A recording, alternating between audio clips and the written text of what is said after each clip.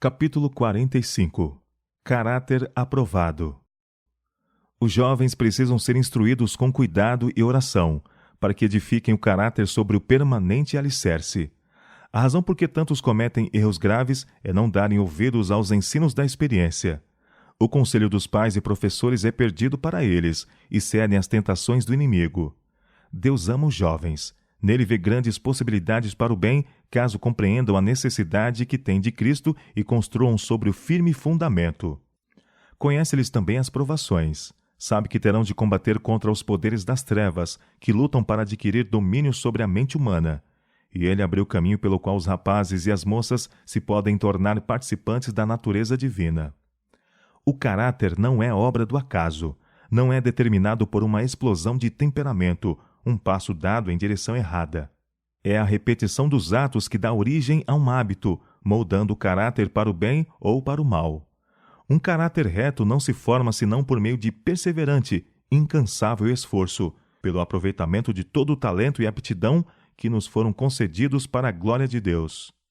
Em vez de agir assim, muitos se permitem flutuar ao sabor dos impulsos ou circunstâncias, não por carência de habilidades, mas porque não compreendem que Deus requer que, como jovens, procedam da melhor maneira. Se os jovens de hoje desejam resistir à semelhança de Daniel, precisam exercitar ao máximo cada fibra, cada nervo espiritual. O Senhor não deseja que permaneçam como aprendizes, desejam que atinjam o mais elevado grau de excelência. Deseja que alcancem o mais alto lance da escada, para que daí entrem no reino de Deus. Os jovens que deixam o lar, não mais se achando sob o vigilante cuidado dos pais, passam a usar de sua liberdade de escolher suas amizades. Devem lembrar-se de que os olhos de seu Pai Celeste se acham sobre eles, vendo cada uma de suas necessidades, cada uma das suas tentações. Encontram-se sempre nas escolas alguns jovens que, por sua maneira de proceder, mostram ter o espírito moldado para agir com maldade. Por uma educação menos sábia na infância, desenvolveram um caráter defeituoso, e à medida que avançaram em anos, essas falhas se tornaram mais evidentes, a ponto de lhes arruinar a experiência. Essas pessoas, por preceito e por exemplo, desencaminham os que demonstram menor força moral. O tempo é ouro, queridos jovens. Não devemos pôr em risco nossa salvação semeando joio. Não podemos ser menos cuidadosos quanto aos companheiros que escolhemos. Atentem para o que há de nobre no caráter dos outros, e esses traços se tornarão uma força moral para que possam resistir ao pecado e escolher o bem. Fixem alto o ideal. Seus pais e professores, que amam e temem a Deus, podem acompanhá-los dia e noite com orações. Eles agora só podem advertir e suplicar. Mas tudo isso será em vão se escolherem amigos inadequados.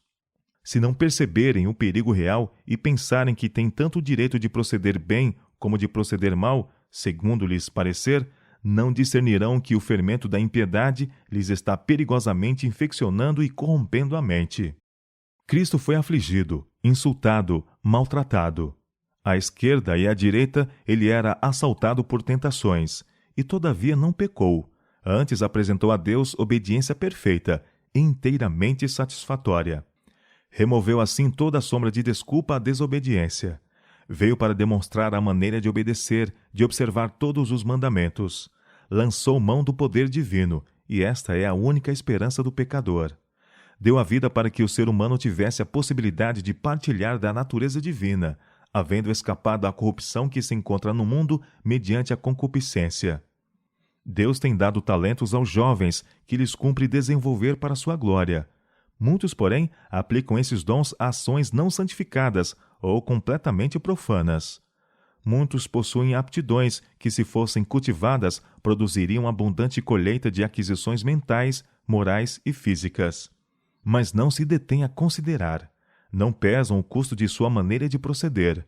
Incentivam uma negligência e loucura que não dá ouvidos a conselhos ou reprovação. Isso é um terrível erro.